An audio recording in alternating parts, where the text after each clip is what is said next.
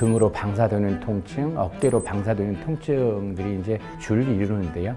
그래서 이미 통증이 발생했다는 것은 상당히 좀 진행된 형태의 암일 가능성이 많고요. 보통 5년 생존율이 20%에서 30%, 4기의 전이암으로 발견되면 2%에서 3% 정도밖에 되지 않는 상당히 사망률이 높은 암이라고 생각하시는 게 맞는 것 같습니다.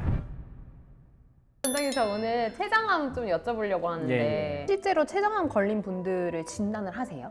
진단할 때 많이 있죠. 다만 이제 불행하게도 병원에 와서 진단을 내릴 때 상당히 좀 진행된 상태, 최소 3기, 그리고 심하면은 간이나 복강내 아니면 폐 이런 쪽으로 전이가 된 전이성 암중 4기로 발견되는 경우가 대부분이에요. 1기나 2기로 발견되는 경우는 상당히 좀 어렵고 저도 별로 없는 것 같아요. 이런 증상들을 자기가 예측하고 오는 환자들도 있어요? 물론 예측하고 올 수 있죠. 이런 증상들이 이제 단기간에 끝나지 않고 반복되고 장기간 된다면 병원을 찾아오시겠죠. 이제 아무래도 대부분 췌장이 하는 일이 외분비 기능이기 때문에 소화기 계통과 연관이 있을 수 있습니다.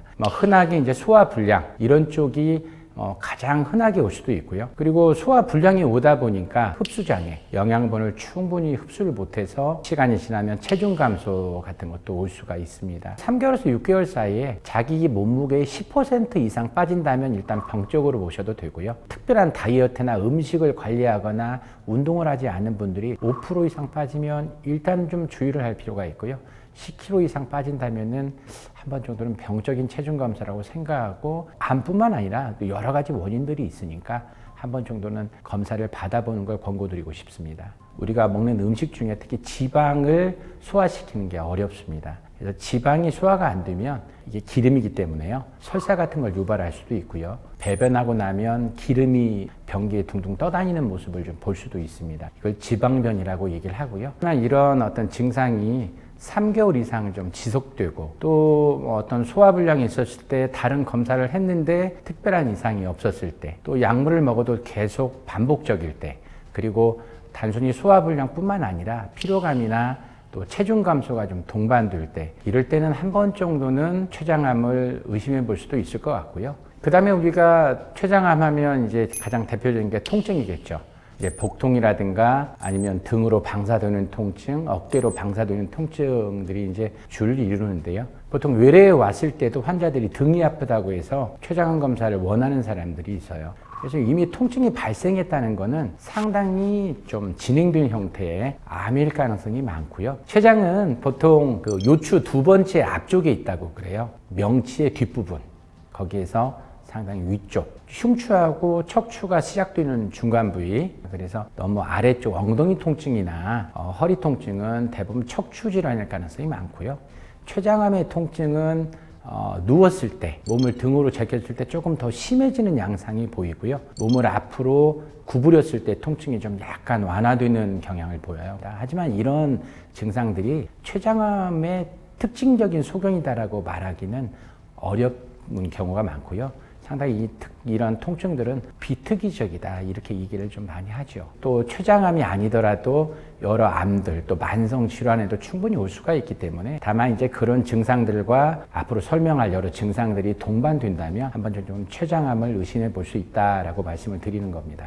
그 다음에 좀 느낄 수 있는 경우는 이제 황달이겠죠. 이런 담즙의 배출이 좀 지연되거나 배출이 안 되면서 황달이 좀 생길 수가 있습니다. 특별한 증상도 없는데도 불구하고 눈동자가 노랗거나 피부가 좀 노랗고 가렵고 또 소변이 갈색으로 나오는 이런 증상들이 있어서 깜짝 놀라서 병원에 오는 분들이 가장 많은 빈도를 이루는 것 같고요.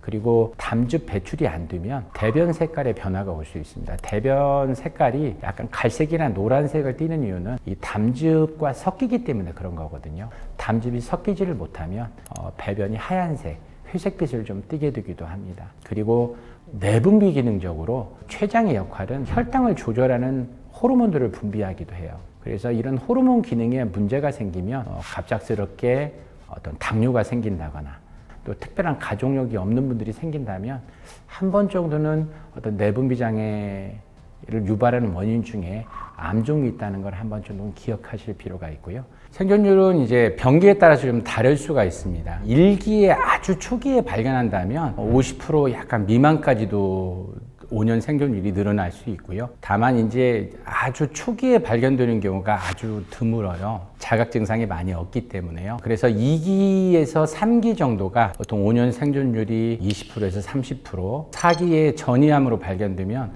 2%에서 3% 정도밖에 되지 않는 상당히 사망률이 높은 암이라고 생각하시는 게 맞는 것 같습니다. 거의 췌장암은 불치병이다? 이렇게 말을 많이 하더라고요.